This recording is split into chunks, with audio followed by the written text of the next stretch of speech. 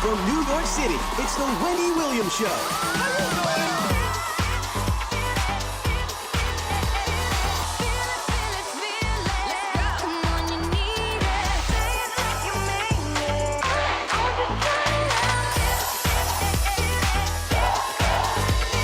Now, here's Wendy.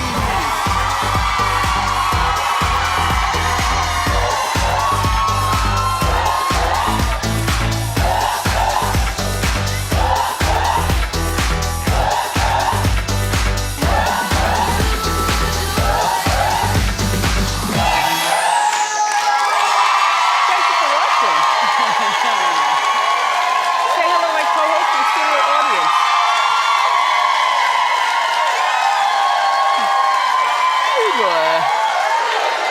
Okay, today let's get started. It's time for Hot Topics.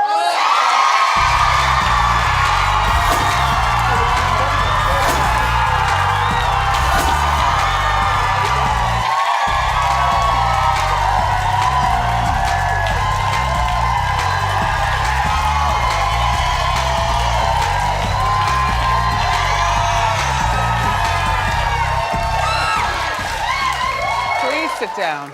Please sit down. I've got something very important to tell you. After 11 years of romance, Puffy and Cassie are officially broken up. I mean, it's everywhere, including People magazine, so you know it's true. So Puffy is 48, Cassie's 32, 11 years of her life.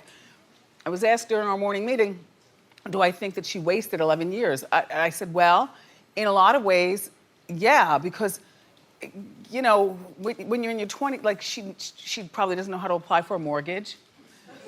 No, you laugh, but I'm talking about the practical things of life, you know? Doesn't know how to apply for a mortgage. She's probably always been on his insurance, you know, so she needs an insurance card, a Cigna or something to get all checked out. You guys are laughing. How to buy a car. Is renting, leasing, or buying practical for her? Maybe how to drive a car. Just saying. I like them together. And on the other hand, it wasn't 11 years wasted because Puffy introduced her to a world that she would never know. Because I still, for the life of me, and I like you, Cassie, and hi, Puff, but I still don't know what Cassie does except for walk around and look pretty. Do you know a Cassie song? Exactly. So People magazine, Love B. Scott, everybody's reporting this. Cassie, you're not elevated and you're only 32. If you want to go on and have a baby or, you know, but you're in the club, you know that elite club once you mess around with somebody elite. Then all of a sudden, like your next boyfriend might be a multimillionaire, certainly not as much money as Puffy, he's got it all. But what to say? Like, I'm sad about this, you all. I thought they were gonna get married. When Puffy was on the show, he was like, yes, you know, I'd love her to have a baby and marriage and all that other kind of stuff. Well, according to Love B. Scott, Puffy is now dating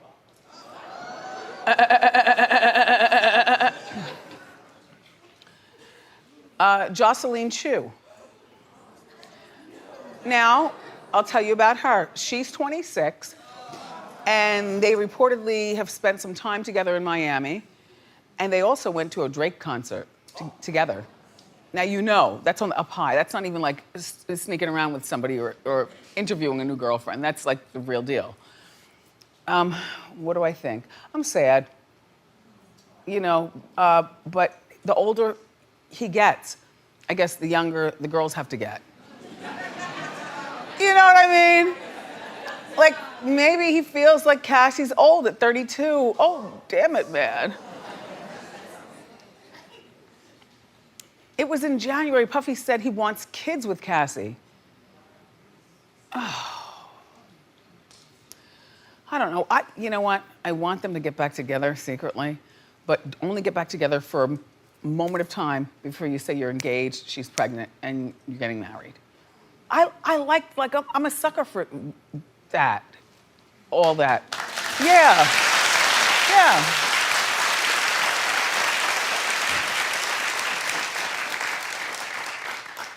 Okay, you'll have to follow along with what I'm talking about. The Drake Pusha T fight has a new plot twist. Dun, dun, dun. Recently, Drake said that it was Kanye who betrayed him and told Pusha T about his secret baby with that baby's mother. No, nope, no, you won't show that. Nope, that's right.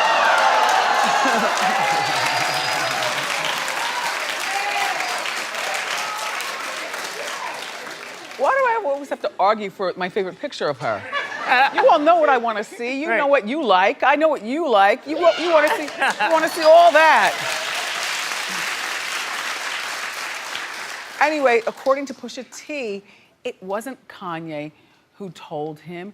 It was Drake's best friend, whose name is 40. And 40 has MS. But that's Drake's best friend. Okay. So 40 is also Drake's producer. But here's the deal. Pusha T said that 40 told a woman that he was dating or messing around with for the evening about Drake's baby. And that the woman told him, meaning 40. Pusha. Mm-hmm. Yeah, the woman told Pusha. And then that's how Pusha had the information. You know what? Half of the Hot Topics meeting did not think that Pusha's telling the truth. He thinks that, it was definitely him and, so on and so forth. That's not me. I absolutely believe that this was a woman in some pillow talk after a late night. You're like, damn, baby, I'm sorry. Thanks for keeping my food in the warmer. I know it's midnight. I was in the studio. Drake, man, I like him, but and then as he eats, you know how pillow talk goes. You know pillow talk. And sometimes you say one too many words during pillow talk. And the girl has nothing to lose. Now she's got a big piece of information like, ooh, Drake is a father? I don't...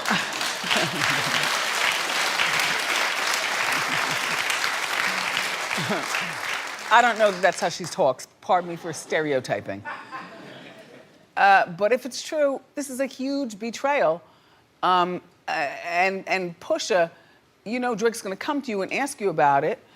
Oh no, he's already spoken to Pusha about it. Or no, Drake has already spoken to 40 about it, and 40 denied it.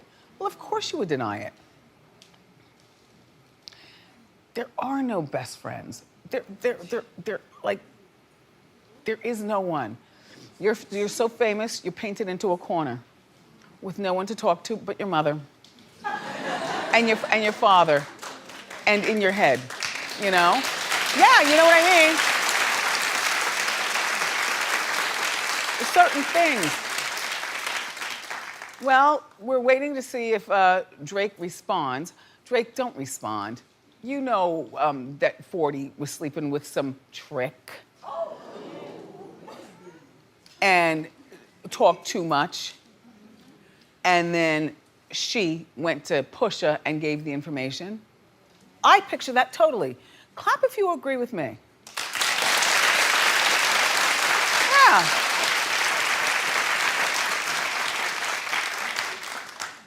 Hi, princess. Happy birthday in the pink dress in the front row. Yes, you are doing the most. Yes, thank you. I love my people. So colorful. So there's a rare piece of Britney Spears memorabilia that's being auctioned off. And I was the only one in our Hot Topics meeting that I thought this is a fabulous idea. It's her elementary school yearbook by one of the kids, I guess, who went to school with her. So this is not Britney doing it. It has Britney's signature all over it. This is when Britney was 7 years old. There she is. She was 7 years old. It's expected to fetch more than $10,000. And I'll tell you, the crazies really do buy. Like, if they really love you, like, remember when she ate that piece of gum and left it on the side of her plate in the diner? That piece of gum went for $14,000. Yes, yes. I'm a bit of a crazy. I have the Joan Rivers brooch.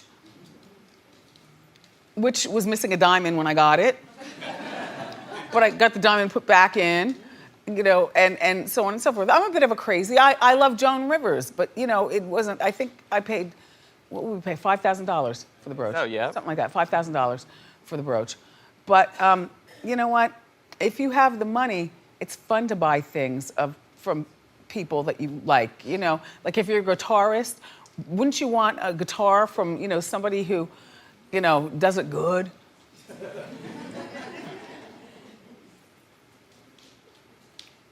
And a yearbook, to me, is even better than a brooch or a guitar or Marilyn Monroe's piano, which, you know, Mariah Carey has. Because the yearbook is like, wow, you can see exactly how how Britney was living at that time, and so on and so forth. People can begin bidding on the yearbook today. I think this is fabulous. When I was younger, I used to practice my signature. There's only one person that knows that, my friend Regina. Hi, Reg. Yeah, I used to practice my signature, like, Reg, I'm gonna be something. I'm doing something.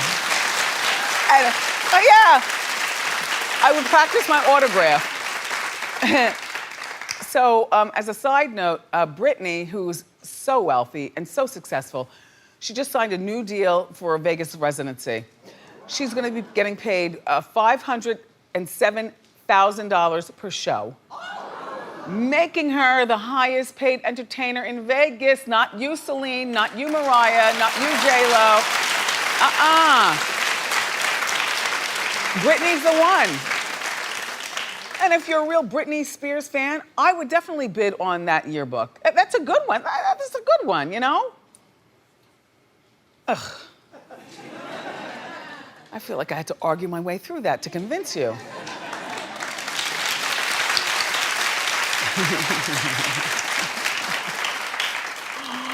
One wrong laugh and my zipper's gonna bust. So everybody calm down. So Amy Winehouse, who we know tragically passed away 6 years ago, is going on tour in the form of the hologram. Now, I thought we stopped this whole hologram mess, but apparently Amy's gonna be performing with a live band and backup singers, and they're touring all around the world. Several countries, several cities, they're going all around the world. There was one person that said in our meeting, the Hot Topics meeting, Amy is not, I mean, you know, Michael Jackson is an icon, and he did it, didn't work.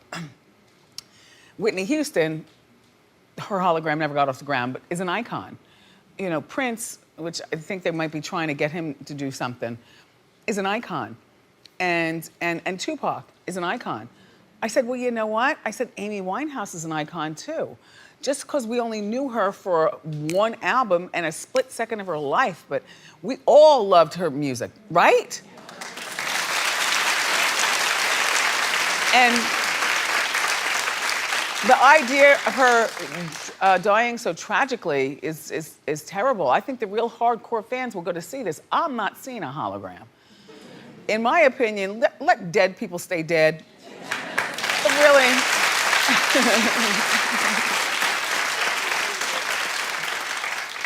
Oh, by the way, her father, who used to drive a cab, is at the helm of this happenstance. So he's the one, you know, putting the hologram out there and everything. He's a good-looking man, right? Good eyebrows, good hair. Poor Amy. Anyway, speaking of Michael Jackson,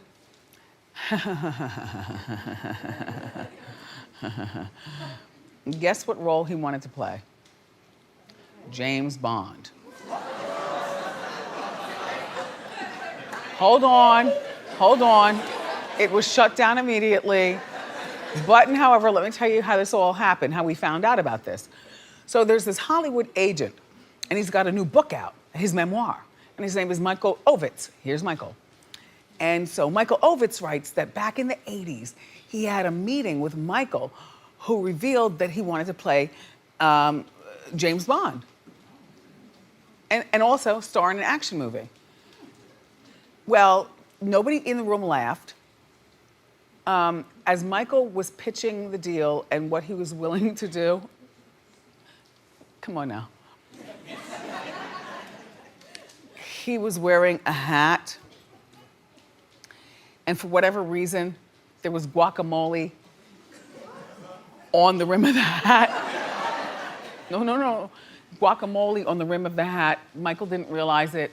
You know, Michael, big shot. So even though Ovitz doesn't want to play James Bond, you know, you can't just you know, that's Michael, the icon, you know? I would have wet my pants sitting across the table from him, like, no, I don't want him to play James Bond, but I also can't tell him he's got guacamole on his hat. Listen.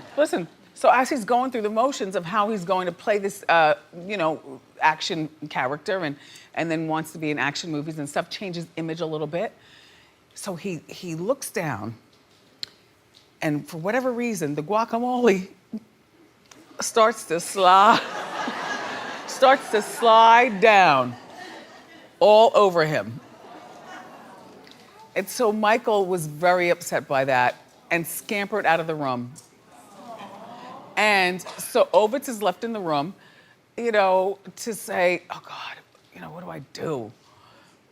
So he runs out of the room after Michael and says, look, Michael, you might not be right for these roles because you're not the right build. You're too thin and you're too sensitive, but maybe there's something else. But the best part of that story to me is not even the James Bond thing. It's the guacamole on the hat sliding down.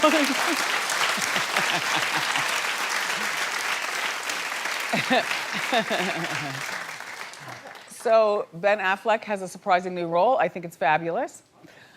Some people are thinking this is not a good idea for him, but reportedly he's going to play an alcoholic.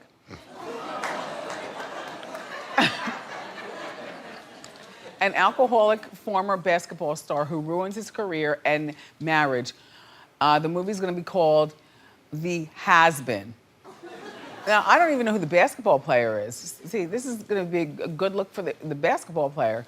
But the idea that Ben Affleck wants to play, I think this is a great idea. Number one, you're going to get real alcoholic tendencies, you know, or drug tendencies or whatever's going on in the movie. And also, he's in the process of losing his own wife. I mean, Ben lost his whole family, you know, with this. So I think it'll be good acting because it's his kind of like his life. And I think it'll be very therapeutic for him, as long as they have apple juice in the low ball. Right? Some people were saying, well, you know, this might make him want to drink again. You know, like when they cut for lunch, he goes in his trailer and slams the door and, you know, wants to drink. Clap if you think this is not good for him.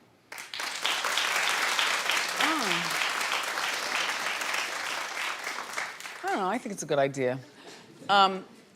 Besides, they're gonna be watching him like a hawk. They'll probably give him a breathalyzer every morning. You know what I mean? Anyway, his 22-year-old Playboy model ex-girlfriend's mother, that's the mom. Yeah, well, now you see where she gets it. Shauna's mom spoke to Radar Online and she said, he's my age.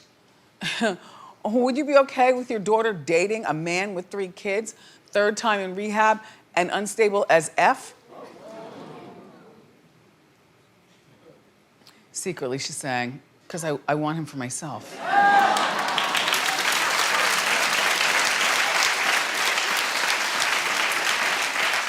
But they're not together anymore anyway, so it doesn't even really matter. But you know, sometimes when you think about people's moms, like when I saw the picture of this Shauna's mom, I was taken aback. Like, great, the face of moms has changed these days. Moms don't look, you know, wrinkly and haggard anymore. You know, a lot of them do stuff and moisturize and stuff. So, ordering food out is one of the great wonders of the world. You order the food, it comes to your house, you have your money already, you give them the money. If they're regular delivery service or wherever you go, then you know they know how you like it. You virtually don't even have to order. You know, thin crust, extra crispy, light cheese, more sauce. Thank you. So you might want to think about reordering or ordering out after you see this clip. There was a delivery man who was caught on camera eating a customer's French fries. while he was waiting at the door with his nasty steering wheel hands and his doorbell fingers, and then and now booty fingers. But you know what? This probably happens more times than you know. You know, it's just the way of the world. So what are you going to do? You just have to, are you gonna cook tonight? Or are you going to guard your grill, knuckle up, and prepare for some of the nasty inconveniences that life throws at us? I choose to. I'm not cooking. We're ordering out. Anyway, that's it for Hot Topics. We got more great show though, everybody. Up next, the new movie called The Hate You Give. He's one of the stars. His name is Algie Smith, and he's here. So grab a snack and come on down.